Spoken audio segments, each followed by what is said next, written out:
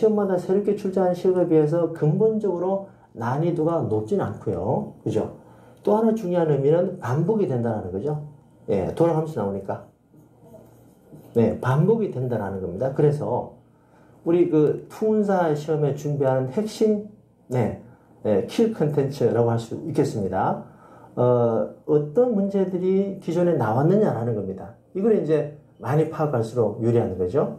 그런데 일단 뭐 기출문제가 공개되는 시험이 아니니까 비공식적으로, 간접적으로 파악할 수밖에 없는데, 자, 이제 이런 부분에서 제가 저도 이제 오랜 강사 생활하면서 특히 이제 투문사 시험에 대해서는 개인적으로 시험 공부들의 도움을 받아서 몇 회 분량의 기출문제를 제가 파악을 했습니다. 그래서 인강에 제가 소개를 해드리고자 하는데, 자, 예를 들어서 이렇습니다. 자, 요거는 이제 그 18년 6월 시험에 나왔던 문제입니다.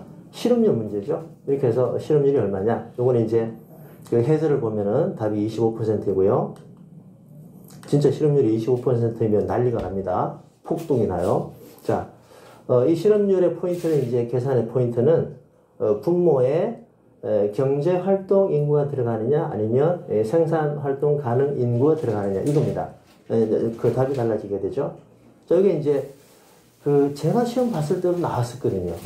한참 전인데도. 그래서 이제 문제 은행식이 맞구나 이렇게 확실히 추정이 됩니다. 자, 그리고 재밌는 거는 하나 더 보여드리겠습니다. 자, 경제활동 참가율은 어떻게 계산이 되죠? 예, 생산활동 가능 인구 500분의 400, 그죠? 80인데 그게 이제 그 18년 11월 시험에 바로 직전 시험에 나왔었거든요. 기본서를 보면은 이제 경제활동 참가율 공식이 적혀 있고 그 밑에 실업률 이렇게 공식이 적혀 있습니다. 이제 숫자 예시는 주어지지 않고요. 이제 이렇게 나오고 싶다는 거죠. 이 문제는 거시경제의 네 문제 중에 하나입니다. 그래서 기출에서 어떤 문제가 나왔느냐를 많이 파악하고 있는 것이 매우 중요한데, 그런 부분은 이제 여러분이 하기에는 한계가 있는 거니까요. 제가 가급적이면은 이제 비공식적으로 개인적인 도움을 얻어서 파악을 해서 여러분께 소개를 가급적 많이 드리도록 하겠습니다. 자, 하나 더 볼까요? 이 문제는 좀 난이도 어려운 문제입니다. 요거는 이제 투자분석 기법에 12문제 중에 하나다 이렇게 보시면 되는데요. 이 중에서 이제 기본적 분석이, 투자분석 기법은 기본적 분석, 기술적 분석, 산업 분석에서 주로 1공문항, 3문항, 2문항이 나옵니다. 뭐 약간의 차이는 있을 수 있는데요. 기본적 분석 1공문항 중에 하나다라고 보시면 되는데, 요거는 이제 그 EB, 에비타 비율을 이용해서 상장 기업의 주당 가치를 추정하는 것인데, 굉장히 어려운 문제입니다. 이번에 그 11월 시험에 나왔던 문제입니다. 답은 500이에요. 기본서에는 이제 절차를 문장으로 기술을 하고 있고, 숫자 예시는 주어지지 않고 있습니다. 뒤에 연습 문제 보면은 매우 어렵게 나와 있거든요. 그래서 이것도 이제 11월 시험에 나왔으니까, 그죠? 또 뭐 다음이든 그 다음이든 언젠가는 또 나올 수 있겠죠. 미리 또 뭐 또 시험에 나온다 이걸 떠나가지고 이런 문제를 이제 열심히 이렇게 풀어보는 건 충분히 의미가 있다 이렇게 생각이 됩니다. 자, 네, 요건 이제 해설이고요. 자, 그러면 전체 커리큘럼에 대해서 보도록 하겠습니다. 일단 뭐 세부 과목이 엄청 많습니다. 그죠? 1과목, 2과목, 3과목 세부 과목이 엄청 많은데 이제 시험 범위 그 기본서 페이지를 따지면은 제가 보기엔 아마 제일 많은 시험입니다. 금융보험 전체 시험의 종류 중에서 기본서 페이지가 제일 많을 겁니다. 네, 그런데 이제 이 100문항밖에 나오지 않으니까, 그죠? 예, 이 세부 과목은 잔뜩 많은데 세부 과목별로 문항 수가 많지 않으니까 또 시험 대비하기가 또 쉽진 않죠. 자, 컷이 70이고요.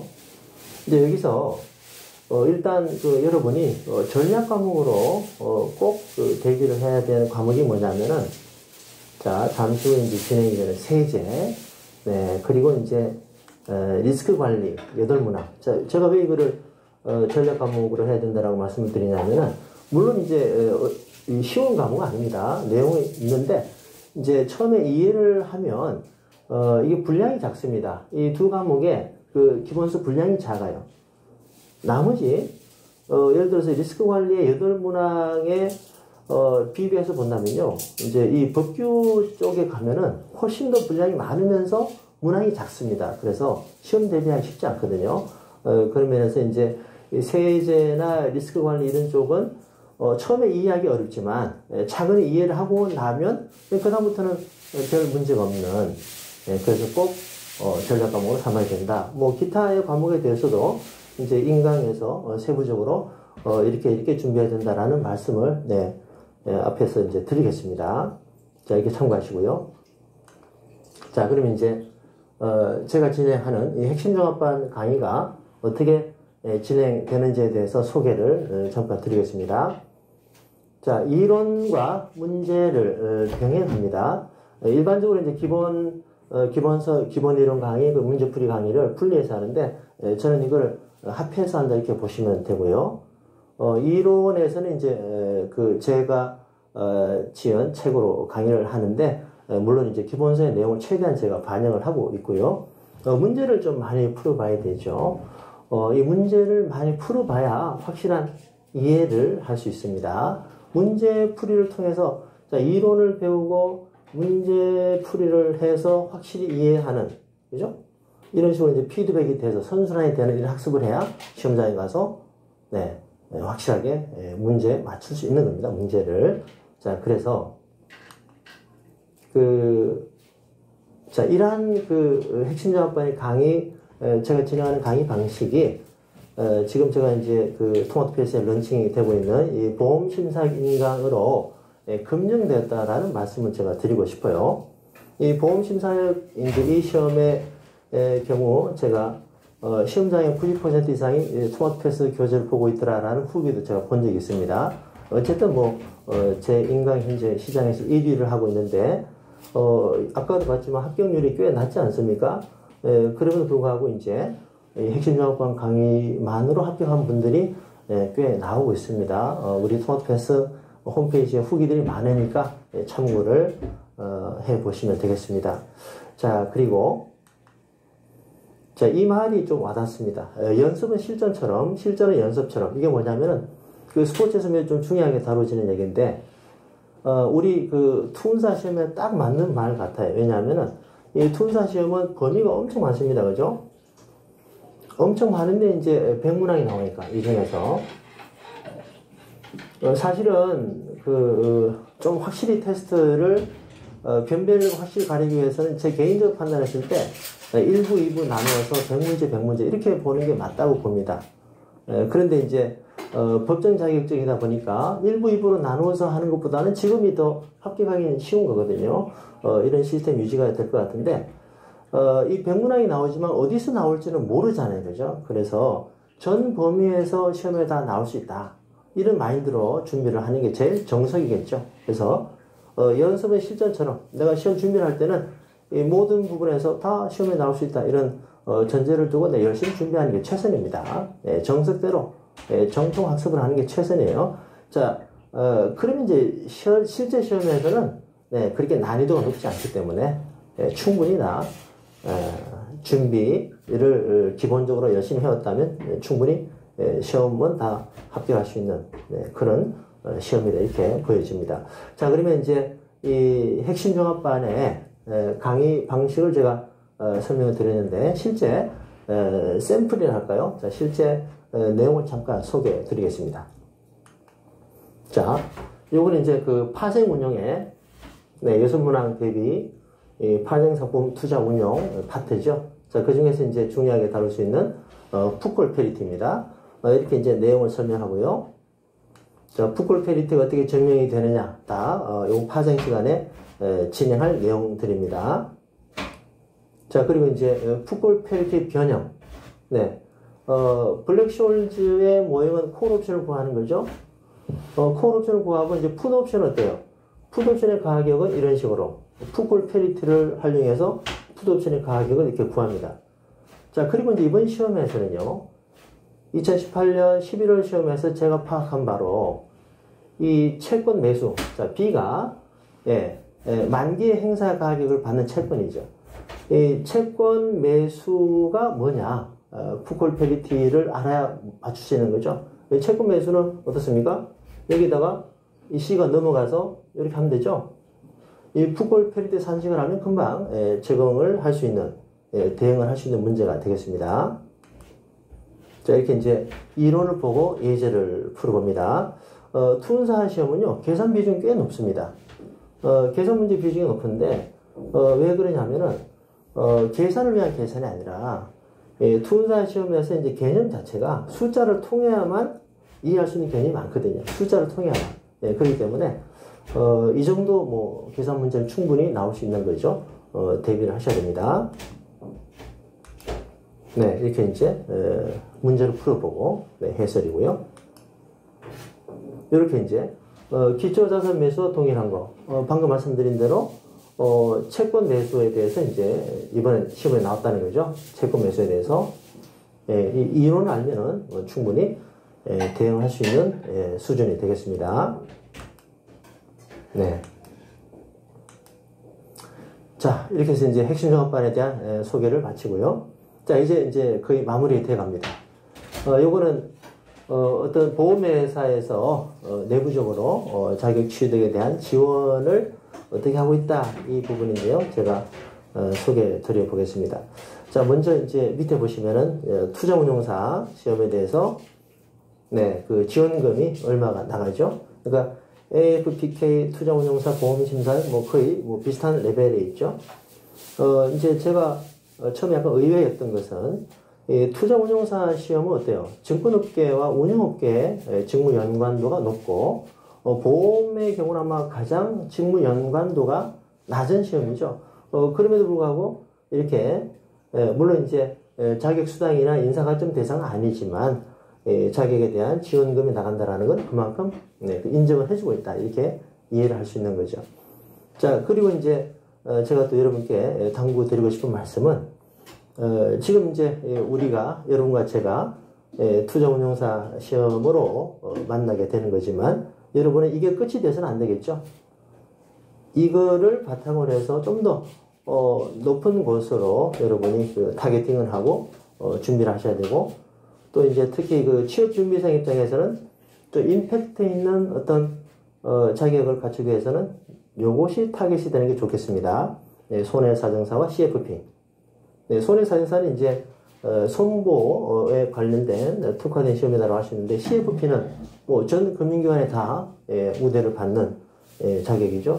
여기는 자격수당도 나가고, 네, 인사가점도 있습니다. 그죠? 투자운용사를 잘 준비한다면, CFP에 큰 도움이 됩니다. 물론 합격이 중요하지만, 이왕이면, 좀 더 열심히 해서, 이왕이면은, 어때요? 기본기를 잘 갖추면은, 그 상위 목표를 달성하는데 큰 도움이 됩니다. 그런 과정이 되었으면, 정말 좋겠다, 이런 개인적인 바람이 있습니다. 자, 그리고 이제, 손해사정사의 경우는, 심사역이 또 많은 커리큘럼이 좀 유사하기 때문에, 도움이 됩니다. 자, 이렇게, 물론 이제, 요거는 특정 회사에서 하는 건데, 뭐 전체적으로 좀 비슷하지 않겠습니까? 그렇게 이해를 하시면 되겠습니다. 자, 아무것도 없죠? 이제 여기서 잠깐 이제 제 개인적인 말씀을 좀 드리고자 합니다. 저는 증권업계 출신이고요. 운영 업무를 담당했었고, 또 현재 그 금융보험 수험서 분야에서 아마 제 교재가 제일 많이 출간되고 있을 겁니다. 그래서 이제 이론과 실무 경력을 바탕으로 이 투자운용사 이 강의를 좀 최고의 퀄리티로 만들어 보고자 합니다. 그래서 여러분께서 제 강의를 자부심 있게 수강하실 수 있도록 열심히 준비하고 또 열심히 강의를 하도록 하겠습니다. 저와 함께 호흡을 하시면서 끝까지 완강을 하신다면 자연스럽게 의미 있는 성과물이, 성취물이 있을 것이라고 믿습니다. 그렇게 되기 위해서 더욱더 열심히 노력을 하겠습니다. 그리고 이제 마지막으로 꼭 합격하시기를 바라겠습니다. 이렇게 해서 이제 오리엔테이션을 마치고 생각보다 시간이 좀 길어진 것 같습니다. 고생하셨고요. 자, 이제 본 강의에 들어가도록 하겠습니다. 자, 1과목의 1편입니다. 세제 및 절세 전략입니다. 이 부분은 아까도 설명드린 대로 전략 과목이 돼야 된다. 강조를 드립니다. 처음에 이해하기는 좀 어렵습니다만 이해를 하고 나면 그 다음부터 부담이 없습니다. 자본시장법처럼 암기 부담이 많은 게 아니에요. 자, 그래서 그런 이제 마인드를 가지시고 자, 진행을 해보겠습니다. 자, 제일 먼저 이제 나오는 주제가 조세를 분류한 건데요. 여러 기준이 있죠. 이 부분에 대해서 이제 제가 시험 봤을 때 나왔다 이 말입니다. 예를 들어서 과세 주체별, 국세, 지방세, 조세 전가성, 목적성, 과세 표준 단위, 세율 구조 각각의 기준에 따라 어떻게 분류가 되느냐 이제 매칭하는 문제가 나오시는데 자, 예를 들어서 소득세를 한번 볼까요? 자, 소득세는 국세죠. 우리가 이제 여러분 월급 받으시면은 그 금융소득에 대해서 말입니다. 자, 이자나 배당 소득을 받으면은 14%에서 원천직수 여기다가 1.4가 여기 이제 국세입니다. 이 소득세, 국세고요. 소득세 할 10%, 1.4%가 이제 주민세로 지방세입니다. 그죠? 그래서 15.4가 되는 거죠. 국세는 뭐 당연히 국고에 귀속이 되는 거고, 지방세는 여러분의 그 주소지, 지방자치단체에 들어가는 거죠. 자, 이렇게 해서 이제 국세, 지방세로 나눠지는데, 소득세는 국세입니다. 자, 그리고 이제 조세 전가성을 따져보면은, 소득세는 직접세입니다. 직접세, 간접세는 뭐냐면은, 그 납세 의무자에게 직접 그 부담을 하는 게 직접세고요. 간접세는, 간접적으로 부담하는 건데, 좀 이제 쉽게 이해하면은, 납세 의무자와 신고하는 자가 다른 게 간접세입니다. 예를 들어서, 유류세를 볼까요? 유류세는 이제 휘발유를 넣는 사람이 세금을 실제 부담하는 거지만, 그 세금 신고는 판매업체 부담하는 거거든요. 유류세, 주세, 또, 밑에 보시겠죠? 부가가치세, VAT라고 하죠. 네. 이것도 이제, 내가 실제 소비자가 10% 추가로 부담하잖아요. 그렇지만 판매업자가 신고하는 거죠. 이게 이제 간접세입니다. 그래서, 소득세는 어때요? 나에게 직접 부과가 되는 거죠. 그래서 소득세는 직접세이고요. 그 다음에, 지출의 목적성에서는, 보통세입니다. 특별한 목적, 뭐뭐를 위해서, 지방교육을 위한 세금, 지방교육세, 농어촌을 위한 세금, 농어촌 특별세, 이런 식으로, 뭐뭐를 위한, 이게 이제 목적세가 됩니다. 나머지는 다 보통세예요. 자, 그리고 이제, 자, 소득세 마저 보면요. 과세 표준 단위로 종가세, 종량세가 있는데, 종가세는 퍼센테이지로, 퍼센트로 부과되는 세금을 종가세랍니다. 종량세는 예를 들어서, 인지대, 뭐, 1,000원, 뭐, 2,000원, 이렇게 되잖아요. 그죠? 인지대. 금액으로 표시되는 게 종량세입니다. 그래서 소득세는 국세요, 직접세요, 보통세요, 종가세요, 또 누진세죠.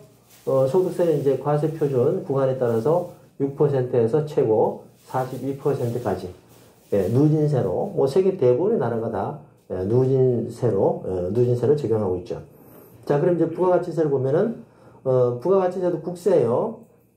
우리 이제 우리 문제집 우리가 공부하는 기본교재 첫 페이지에 국세, 지방세 종류 나옵니다. 보셔야 돼요. 시험 나왔으니까요. 3대 국세가 이제 소득세, 법인세, 부가가치세를 3대 국세라고 합니다. 자, 그리고 부가가치세는 이제 간접세입니다. 아까 말씀드린 대로. 그리고, 부가가치세도 어떤 특별한 목적으로 나오는 게 아니죠. 보통세입니다. 그리고 종가세이고, 자, 부가가치세는 어때요? 누진세는 아니죠. 비례세죠. 그 마진의 10%니까 비례세가 되겠습니다. 자, 이렇게 조세를 분류하는 거 시험에 나올 수 있으니까요. 대비하시고요. 자, 이런 식으로 이제 나올 수 있습니다. 조세 전가성이다. 납세 의무, 납세를 부담하는, 실제 부담하는 자와 신고하는 자가 다른, 그죠? 같으냐, 다르냐. 같으면 직접이고, 다르면 간접이다. 그 얘기죠. 2번입니다. 자, 그럼 참고로 어때요? 국세, 지방세는 나라에서 부과하느냐, 지방에서 부과하느냐. 과세 주체별이죠. 자, 과세 주체별. 그리고 보통 목적은 어때요? 지출의 목적성이 있나 없냐, 그죠? 그리고 종가나 종량은 과세 표준 단위로 분류가 되겠습니다. 자, 한 문제 분명히 풀에 있습니다. 대비하셔야 되고요. 자, 요거는 이제 그 다음 주 국세가 아닌 거, 이게 2018년 6월 시험에 나왔던 겁니다. 어때요? 뭐 어렵지 않죠? 네, 증권거래세, 종합부동산세, 다 국세입니다. 이제 그 재산에 대해서 부과되는 세금이 이 종부세는 국세이고요. 재산세는 지방세입니다. 참고하시고요. 자, 등록 면허세가 취등록세 이렇게 얘기하잖아요. 요거는 이제 지방세입니다. 네, 3번입니다. 실제 나왔으니까 좀 주의하시고요. 자, 그럼 이제